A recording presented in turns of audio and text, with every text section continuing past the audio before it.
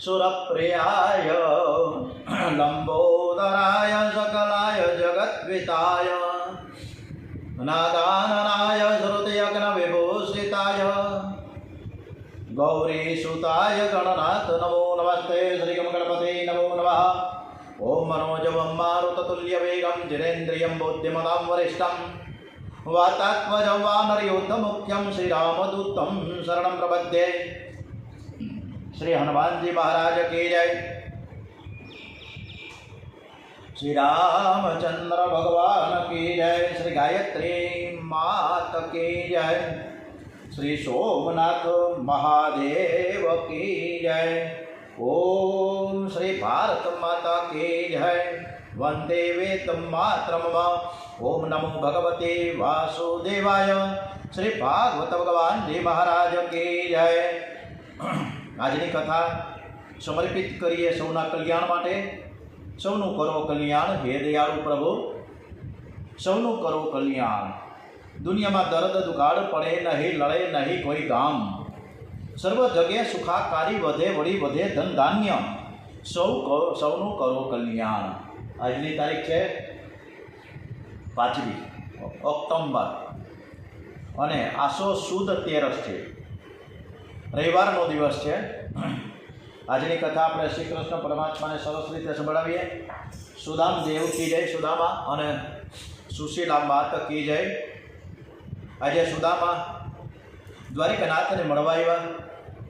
દ્વારપાળાને વારંવાર વિનંતી કરે છે કે મારે તમારી કોઈ વસ્તુ જોઈતી નથી, કોઈ સેવા જોઈતી નથી, તમે મારો સંદેશો આપો।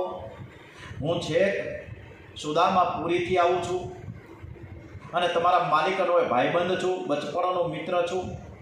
મારું નામ સુદામા છે એટલું જ એમ કહી દઉં એટલે બધી ખબર પડી જશે। દ્વારપાળો દ્વારિકાનાથને આ મેસેજ આપવા માટે અંદર ગયા।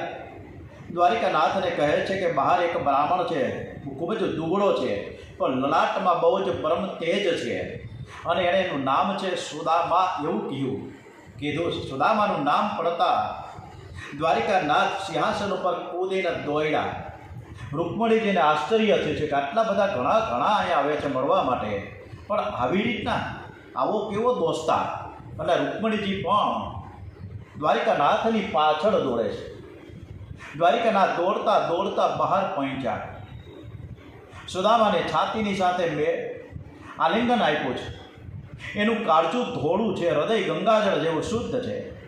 પરમાત્મા છે ને કોઈના કપડાં નથી જોતા, ભગવાન કાળજું જુએ છે। સુદામાને આલિંગન આપ્યું, સુદામાના ખંભે માથું રાખ્યું અને સુદામાની પીઠ ઉપર જ્યાં હાથ ફેરવો હાડકાનો સ્પર્શ થયો। શરીરના હાડકા વગ્યા। દ્વારિકાનાથની આંખમાંથી જોધાર આંસુ નીકળ્યા છે। મારો મિત્ર અને આવી દશા કેટલું બધું દુઃખ સહન કરે છે। એ તો મારી ભૂલ છે કે આવા તપસ્વી મિત્રને ઘેર જઈને મારીને આપવું જોઈએ। હું ત્યાં ગયો નહીં, મેં મારી મોટી ભૂલ છે। એ નિયમથી કોઈના દ્વારે જતા નથી, મને ખબર છે। એમને અયાચક વ્રત છે એ પણ મને ખબર છે। શ્રી કૃષ્ણએ સુદામાને કહ્યું કે મિત્ર તું આવ્યો ને, મને બહુ આનંદ થયો। સુદામાનો હાથ પકડીને અંદર લઈ જાય છે, સિંહાસન ઉપર બેસાડ્યા છે અને શ્રી કૃષ્ણ સુદામાના ચરણમાં નીચે બેઠા। ત્યારે સુદામાએ કહ્યું કે તમે મોટા છો, દ્વારિકાધીશ છો, તમે રાજા છો, તમે નીચે બેસો એ સારું ન લાગે, તમે ઉપર બેસો, હું નીચે બેસું। ત્યારે શ્રી કૃષ્ણે કહ્યું કે મિત્ર સર્વ કરતાં મોટો છે, સર્વથી શ્રેષ્ઠ છે। મિત્ર હું તારા તો આશીર્વાદથી સુખી છું, મોટો છું, ભાન ભૂલ્યો નથી। હું તો તારા ચરણમાં જ બેસીશ। સુદામાના મનમાં થોડી શંકા હતી તો હું દરિદ્રી છું અને એ લક્ષ્મીપતિ છે।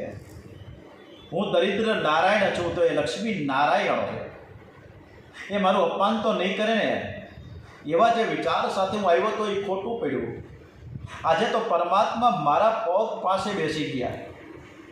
શ્રી કૃષ્ણે રૂકમણીજીને કહ્યું કે મિત્રની મારે પૂજા કરવી છે, તમે તૈયારી કરો।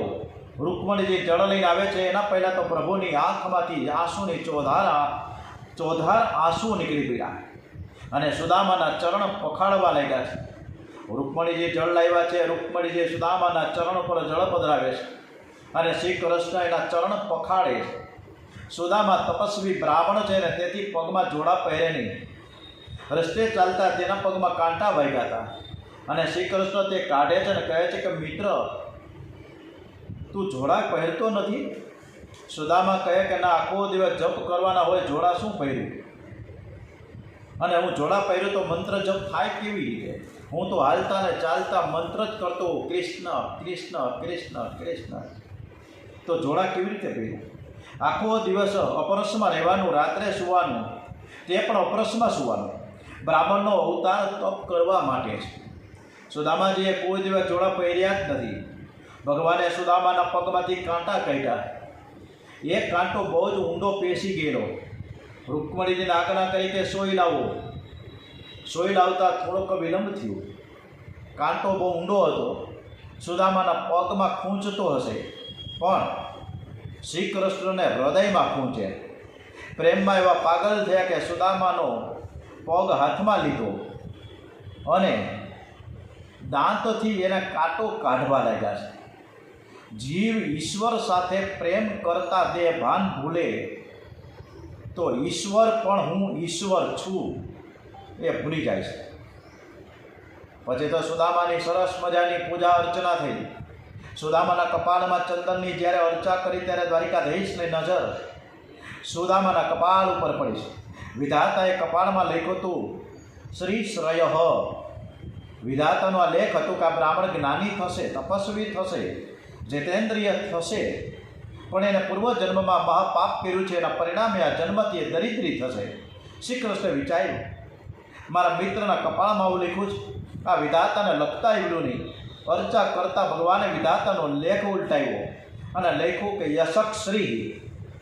કુબેરના ઘેર, કુબેરજીના ઘેર જે સંપત્તિ હોય એ બધી જ સંપત્તિ મારા મિત્રને ત્યાં પહોંચી જાય. સુદામાનું ભોજન થયું છે. બંને મિત્રો પલંગમાં બેઠા. સુદામાનો હાથ ભગવાને હાથમાં લીધો. પૂછે, હે મિત્ર, યાદ આવે છે? સુદામાએ કહ્યું, વાત મને બધું જ યાદ જ છે. શ્રી કૃષ્ણ કે બચપણથી હું તને જાણું છું. તને ખાવાની ઈચ્છા નથી, રમવાની પણ ઈચ્છા નહીં. આખો દિવસ તું સંધ્યા બહુ જ કર્યા કરતો, ગાયત્રી જપ બહુ કરે, પણ હું તને પરાણે પરાણે લઈ જતો હતો. આ બધું તને યાદ છે? મિત્ર, મને કંઈ ખબર પડી નહીં, તારું લગ્ન થયું છે કે નથી થયું? સુદામા જ્ઞાની ભક્ત છે, બહુ જ ઓછું બોલે, માથું હલાવીને કહે છે કે હા, લગ્ન થયું. શ્રી કૃષ્ણ કહે કે મિત્ર, સાચું કહી દે, ભાભી કેવા મળ્યા છે? સુદામાને પત્નીનું સ્મરણ થયું, આંખમાં આંસુ નીકળ્યા. પત્નીએ મને પરમાત્માના દર્શન કરાવ્યા, એના ઉપકાર હું નહીં ભૂલું. એ અભિમાનમાં ઘરમાં જ હું તો જો હું એ મને કાંઈ ન કીધું હતું, અભિમાનમાં રહીને ઘરમાં જ બેઠો રહ્યો હોત. પરંતુ પત્નીએ મને ધરાર હઠાગ્રહ કરીને આવું અભિમાન ન રખાય, તમારે પ્રભુના દર્શન કરવા તો જવું જ જોઈએ. અને એ રીતના મારી પત્નીએ સત્સંગ કરીને મારું અભિમાન દૂર કર્યું છે. વિચારમાં સુદામાએ આંખ બંધ કરીને એ વિચારધારા ચાલુ થઈ અને આંખમાં આંસુ આવ્યા છે. સુદામાએ પત્નીના વખાણ કર્યા, બહુ લાયક પત્ની છે, હું તો આવતો જ નહોતો, પણ તમારા ભાભીએ મને ધરાર મોકલ્યો. શ્રી કૃષ્ણ કહ્યું કે મિત્ર, તારા ભાભીએ તને મોકલ્યો છે તો ભાભીએ પણ મારા માટે કાંઈક તો મોકલું જ હશે ને. સુદામા ખૂબ જ સંકોચાઈ ગયા. રૂકમણીજી પાછળ ઊભા હતા, તેમનાથી આ સહન ન થયું કે આ પ્રભુનો સ્વભાવ કેવો છે, કોઈની પાછળ પડે તો પછી એને ભાન રહેતું નથી. રૂકમણીજીએ કહ્યું કે તમે આ શું કરો છો? તમને આ શોભે નહીં. તમે મને આજ્ઞા આપો તો હું એના ઘરે કંઈક મોકલું. આ ગરીબ બ્રાહ્મણને શું કામ ત્રાસ આપું છું?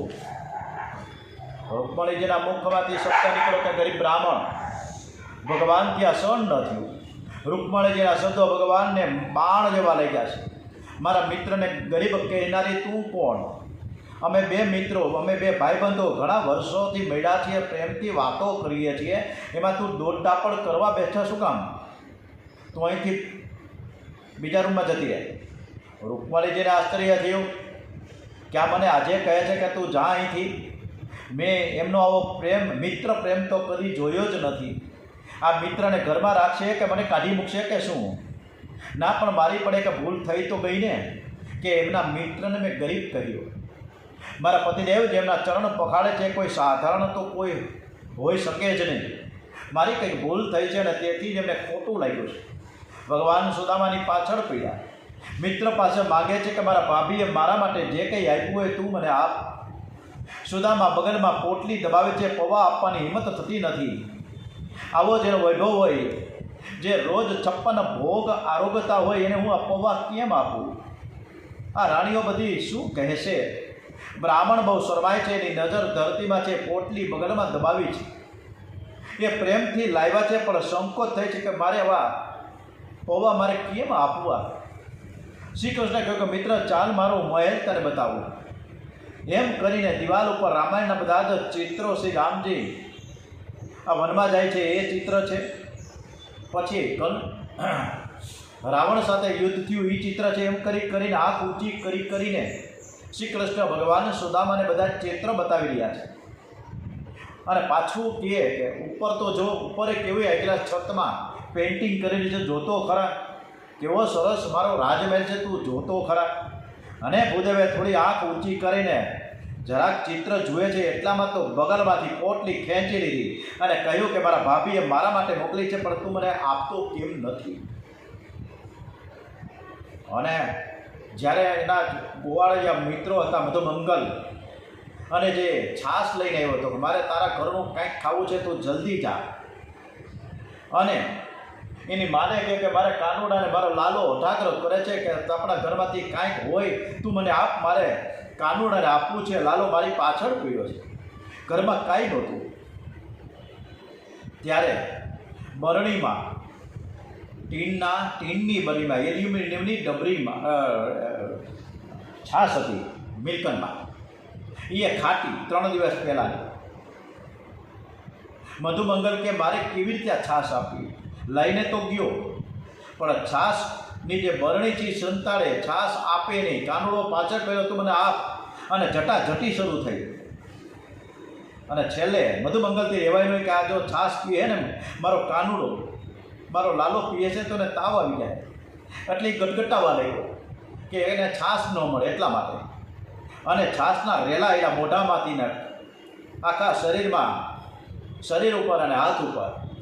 અને કાનુડો હળી કાઢીને ગયો, મોઢું ચાટવા લાગ્યો, હાથ ચાટવા લાગ્યો. બ્રહ્માજી જુએ છે.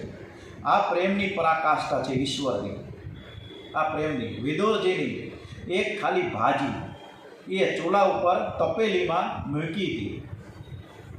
આપવાનો જીવ નહોતો ચાલતો સુલભાને અને વિદુરજીને. મારે કેમ આપવું? આવો સૂકો રોટલો ને ભાજી મારે કેમ અપાય? દ્વારિકાધીશને આપવા નહોતા મૂકતા. અને દ્વારિકાધીશ જાતે ઉઠ્યા. ચૂલા ઉપરની તપેલી સાળસી પણ હાથમાં ન લીધી, સીધો જ હાથેથી ઉતારીને તપેલીમાંથી ડાયરેક્ટ એ ભાજી ખાવા લાગ્યા. આ પ્રેમ. આ બાજુ સબરીમાં વર્ષો સુધી રાહ જોઈ, ધીરજનો અંત ન લેવાશ. ધીરજની એક અતિ પરાકાષ્ઠા. નાનકડી 7-8 વર્ષની છોકરીને આજે 80-85 વર્ષની ડોસી થઈ સબરીમાં રામજીનો આતુરતાપૂર્વક રોજ રાહ જુએ.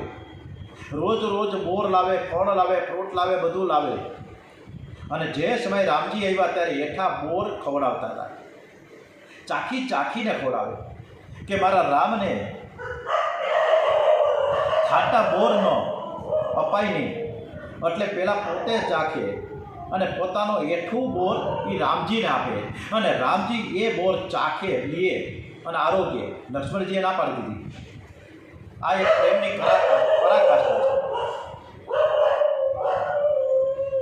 આ પ્રભુ છે, આ ઈશ્વર છે. ઈશ્વર પણ પોતાનું ઈશ્વરપણું ભૂલી જાય છે. એટલે પ્રભુએ પોટલી સામેથી છટી લીધી કે મારા ભાભીએ મારા માટે મોકલી છે અને તું મને આપતો કેમ નથી? પોટલી છોડવાની જરૂર ન પડી. પૌવા સીધા જ નીકળી પડ્યા. શ્રીકૃષ્ણ મિત્ર મને આ પૌવા તો બહુ ભાવે, કેવા સરસ છે, મીઠા મધુરા. થોડા ખાતા હતા તો મીઠા વખાણ કરવા. આજે તો મને બહુ જ ભૂખ લાગી છે. રૂકમણીજી બાજુમાં જ ઊભા હતા.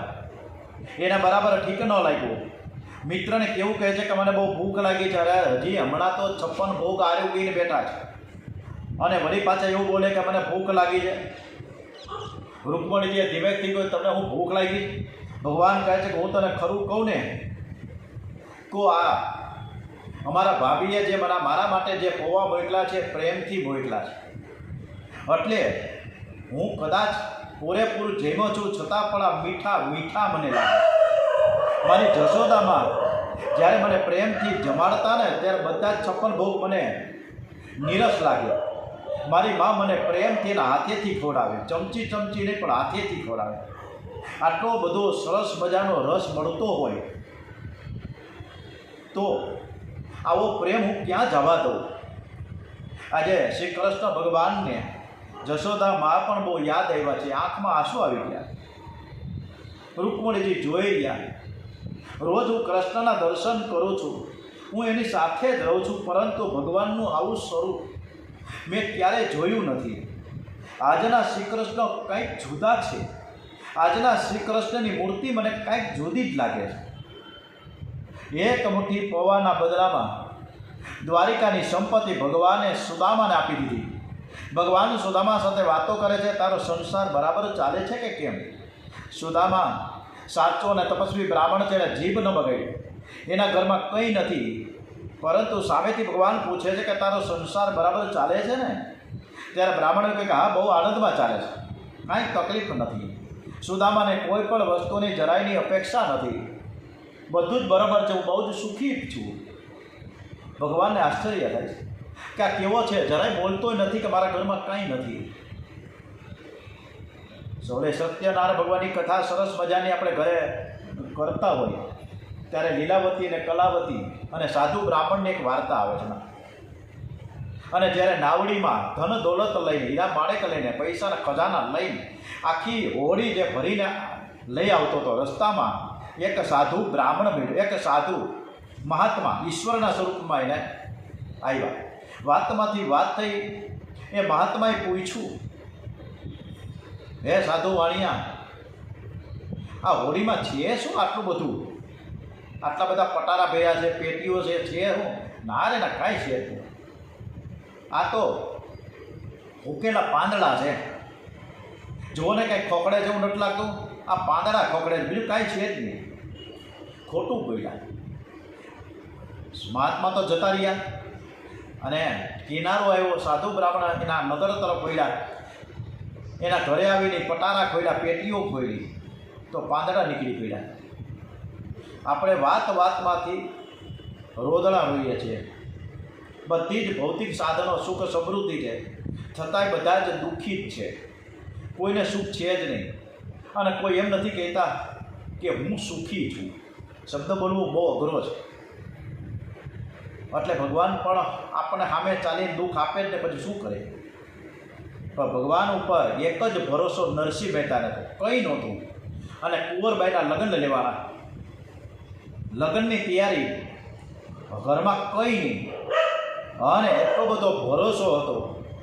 કાનોડાની મૂર્તિ પાસે આવીને, દ્વારિકાધીશ, આ બધું હવે તારા હાથમાં, તારે જે કરવું એ કર. અને શેઠિયાને શેઠાણી બનીને લક્ષ્મી નારાયણ આવ્યા છે અને સરસ મજાનો લગ્નનો પ્રસંગ ઉકેર્યો. આ એક ભરોસો છે, આ એક વિશ્વાસ છે.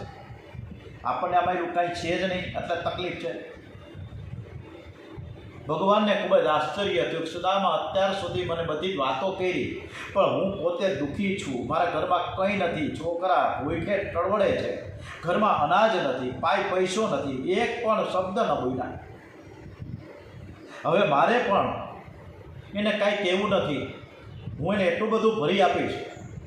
મારી જેટલી જ સંપત્તિ ત્યાં હું સુદામાપુરીમાં ખડી કરી દઉં, પણ હું કંઈ બોલીશ જ નહીં.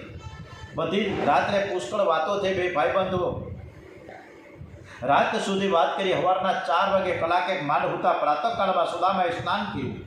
વિચાર કર્યો કે આ મળવા માટે આવ્યો છે એટલે એક દિવસ તો મારા હકનો હતો. હવે તો બહુ આગ્રહ કરે તો કદાચ 2-4 દિવસ રહી જાઉં. બહુ પ્રેમ રાખે છે એટલે આગ્રહ તો કરશે જ એવું મને લાગે છે. સુદામા મનોમન વિચાર કરે છે, પણ મારે પ્રભુને વ્યક્ત કરવો છે ને કે મારે હવે જવું છે.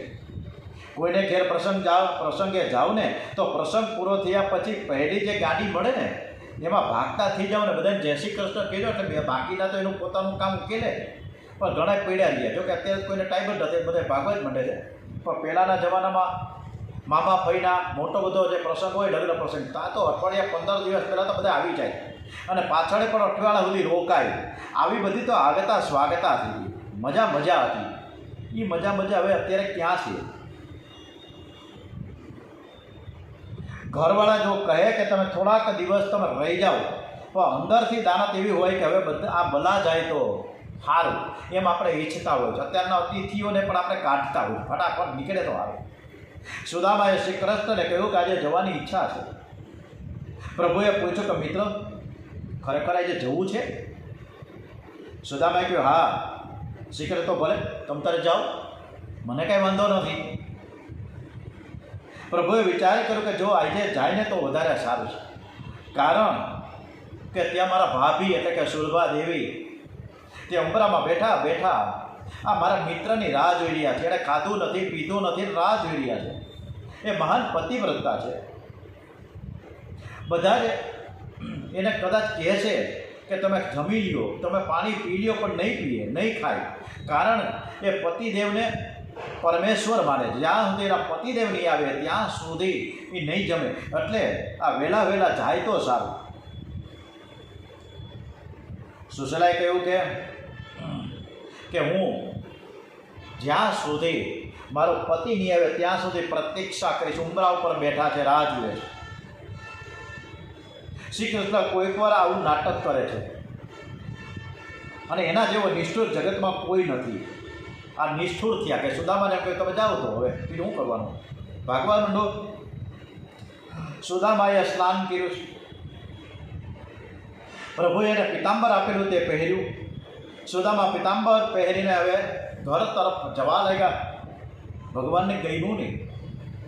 શ્રી કૃષ્ણ સુદામાના હાથમાં પોતળી આપીને જૂની ફાટેલી તૂટેલી, અરે ભાઈબંધ આ તારી પોતળી તારે પહેરવાની છે. આ મારું પિતાંબર તું અત્યારે કાઢ, આ તો મારું પિતાંબર તું લઈને ક્યાં ભાગ્યો, પહેરીને ક્યાં જાય?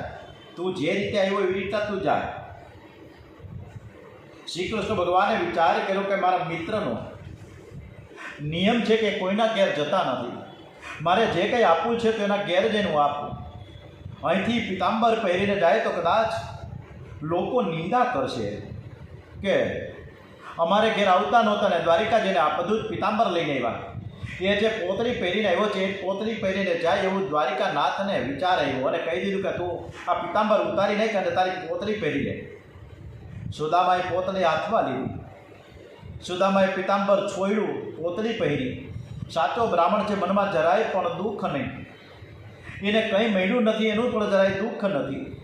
એનું મન અતિ શાંત છે, આનંદમાં છે. તો એવું જ વિચાર કરે કે મને કેટલું બધું માન આપ્યું છે, મારું કેટલું સન્માન કર્યું. સુદામા જવા તૈયાર થયા છે. શ્રી કૃષ્ણ દ્વાર સુધી પહોંચાડવા ગયા છે અને કહે કે મિત્ર તું આવ્યો તેથી મને બહુ જ આનંદ થયો છે. હું તને કંઈ આપતો જ નથી, તારા આશીર્વાદથી તો આ બધું મને મળ્યું છે. તું તારે ઘેર જા. અને હું એટલું જ કહું છું, જલ્દી જા અને ઘરે જઈને તું મારા ભાભીના ચરણમાં મારા વંદન કહેજે. આ પ્રભુ પરમાત્મા હોવા છતાં પણ એક બ્રાહ્મણીને એમ કહે કે તમે જઈને કહેજો કે એના ચરણમાં જઈને વંદન કરીને મારા એ ભાભીના ચરણમાં હું ચરણમાં એને વંદન કરું છું એવા ભાવ સાથે ને કહેજો કે કૃષ્ણએ વંદન કીધા છે. આખું જગત જેને વંદન કરે છે અને એ લક્ષ્મીપતિ પરમાત્મા એક દરિદ્રી બ્રાહ્મણ અને પત્નીને પ્રણામ કરે છે. તેને અભિમાનનો સ્પર્શ નથી અને ત્યારે બ્રાહ્મણની આંખમાં આંસુ આવી ગયા. મહારાજ તમારા વંદન ન હોય, તમારા તો આશીર્વાદ જ હોય. શ્રી કૃષ્ણ કહ્યું મિત્ર તું આ શું બોલશ? ભાભીના આશીર્વાદથી તો હું સુખી છું. મિત્ર તારા ભાભી તો યશોદામાં છે. મિત્ર મારા ભાભી તો યશોદામાં છે. હું ગોકુળમાં હતો ને ગાયો લઈને વૃંદાવનમાં જતો ત્યારે યશોદામાં મને પૌવા આપતી હતી. આવા સરસ પૌવા ભાભીએ મારા માટે મોકલા છે. એ તો માં જેવી છે, એના ચરણમાં મારા વંદન કહેજો. સુદામાને ખાતરી થઈ ગઈ કે લોકો શ્રી કૃષ્ણના જે વખાણ કરે છે તે બહુ જ ઓછા છે. જન્મમાં શ્રી કૃષ્ણ સાથે મારે મૈત્રી થાય. જન્મ મને શ્રી કૃષ્ણના ચરણમાં દાસ્ય ભક્તિ મને મળે. સુદામાને કંઈ મળ્યું નહીં, એનું જરાય દુઃખ નથી. સુદામા મનમાં વિચાર કરે કે વધારે ધન મળે તો ભાન ભૂલું, તેથી પરમાત્માએ કંઈ આપ્યું નથી. સુદામાનું મન અતિ શાંત છે. શ્રી કૃષ્ણનું સ્મરણ કરતા સુદામા પુરી તરફ ચાલતા થયા છે. સુદામા પુરી અને દ્વારિકા એક સરખા થયા છે. પરમાત્માએ બેયમાં જરાય પણ ફેર ન રાખ્યો.